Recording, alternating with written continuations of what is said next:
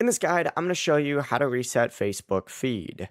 Before we get into this guide, make sure to like the video and subscribe to the channel with all notifications on. It really does help with the channel and it lets us know that you want more content like this. We'd greatly appreciate it. And if at any point throughout this guide you did have any questions, just ask them down in the comment section below and we could help you out further. I'm going to be doing my best to reply to every single comment down there. Begin by opening up the Facebook app and you need to go to the home page, and the quickest option to refresh the feed is just by swiping down just like so. As soon as you go ahead and do that, it's going to refresh the feed immediately. But if you want to change what shows up long term, tap the menu icon up in the top right and then scroll down, select settings and privacy and hit settings again.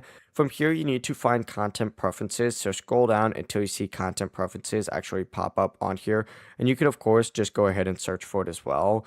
But then in this section now, you can adjust what Facebook shows you. You could change settings for political content, sensitive content, other, feed preferences. But that's the full process. It really is as simple as that. You can also change the who you see down here, whether it's favorites, snooze, unfollow, or reconnect. Before you leave this guide, make sure to like the video and subscribe to the channel with all notifications on. It really does help the channel and it lets us know that you want more content like this. We'd greatly appreciate it. And if at any point throughout this guide you did have any questions, once again, ask them down in the comment section below and we could help you out further. I'm going to be doing my best to reply to every single comment down there. Have a great rest of your day though. Peace.